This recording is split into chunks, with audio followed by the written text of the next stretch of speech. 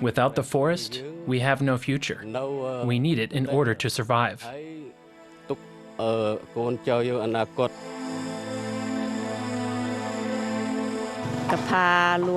Without the forest, we would have no bamboo.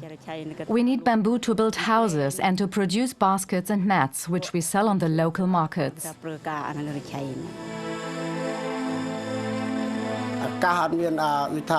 Big corporations and illegal timber traders are taking away our livelihood.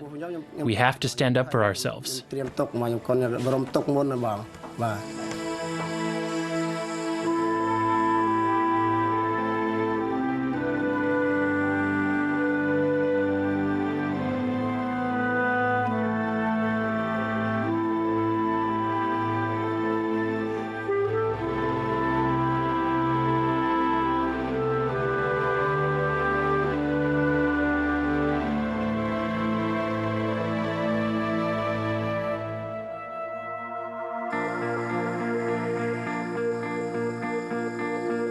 The northeastern part of Cambodia is characterized by pristine natural landscapes. At first glance, it is the perfect setting for a life in accordance with nature. But this impression is elusive. Resources are becoming scarce. Due to corporate interests, vast parts of the woodland have been cut down, and the forest has made way for rubber plantations. With the trees, a whole ecosystem is disappearing. One of the consequences? Bamboo, once a widespread weed in the natural forest, is becoming scarce. This seriously affects the local population, whose livelihood depends on bamboo.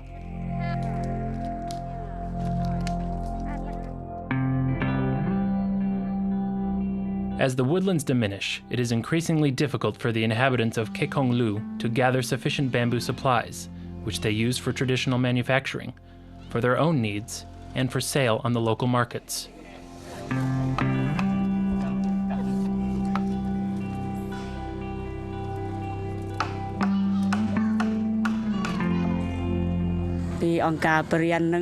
We have very limited options for earning money. Without the revenue from selling bamboo baskets and mats, we will not be able to survive. Therefore, we have to make sure that the surrounding forest will not be chopped down completely. Some of the local villagers used to be involved in the illegal logging business because there was no alternative source of income. But today, they only cultivate a small part of the forest in order to meet their personal needs. I used to be an illegal woodcutter, but only as much as it was necessary. How would I have been able to earn money otherwise?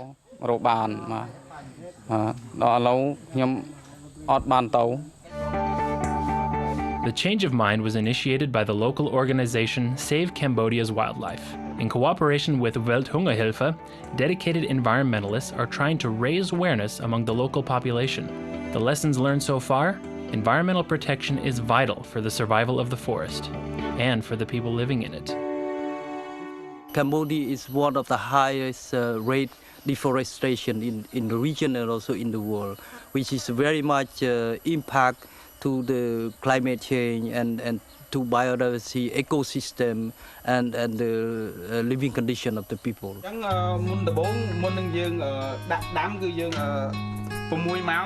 Conservation through education.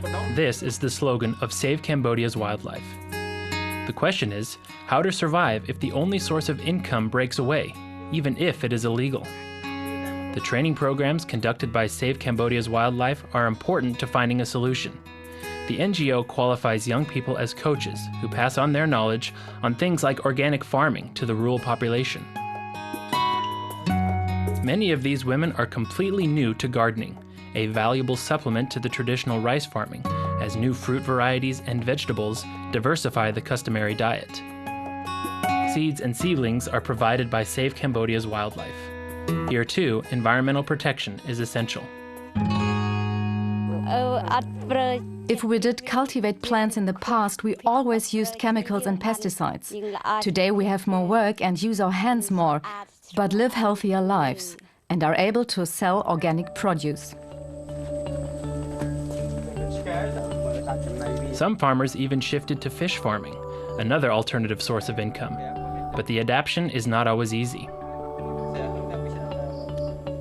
Es dauert. Das ist ein langwieriger It takes time. It is a lengthy process.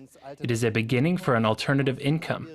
But it is a lengthy process, switching from traditional to alternative methods of generating revenues, particularly so because many actors with considerable economic interests are involved.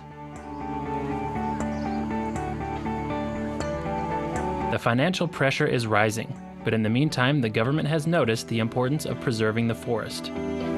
In Cambodia's national parks, areas were put under special status in which environmental protection and the economic interests of the local population enjoy equal rights.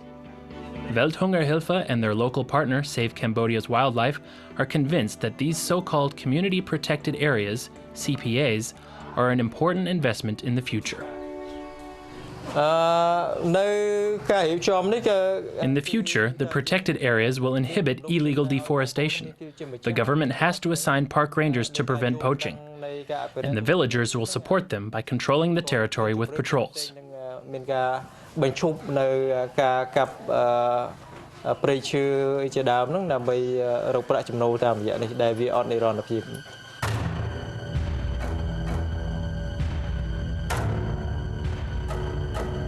As the remaining forest shrinks, revenue for illegal timber traders grows. The stakes are high. Rangers have even been shot while confronting illegal loggers.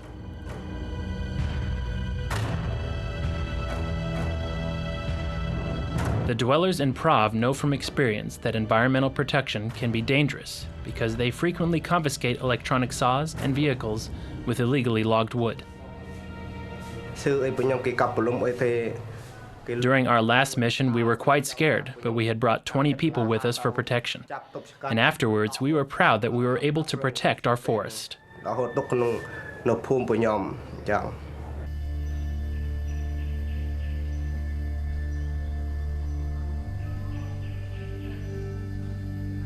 Patrolling has become part of the daily routine in the village, and there are always enough volunteers because they know that it concerns their livelihood.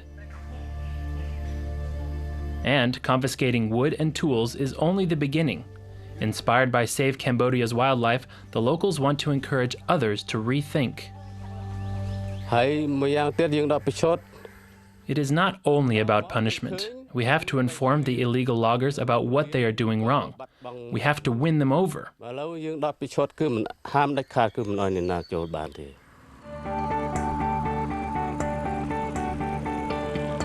A completely new concept supported by Save Cambodia's Wildlife in this region is ecotourism. Off the beaten path, far away from huge hotel resorts and mass tourism, the project is designed to attract small groups and individual travelers. Canoeing and hiking are just some examples from a wide range of activities. Besides exploring the unspoiled countryside, visitors gain first-hand experience of the local culture and hospitality. Homestays bring locals and tourists in contact with each other, a rewarding experience for both sides in this remote area. Having guests from all over the world in our village is wonderful. We hear so many interesting things from them, and they can learn about our life here in the village.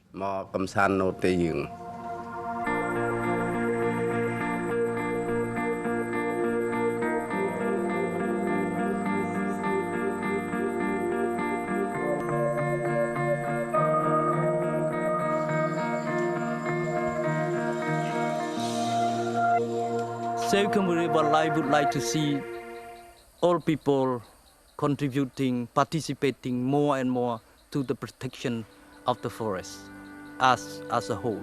Because as stated earlier, that our forest is our life, is our future.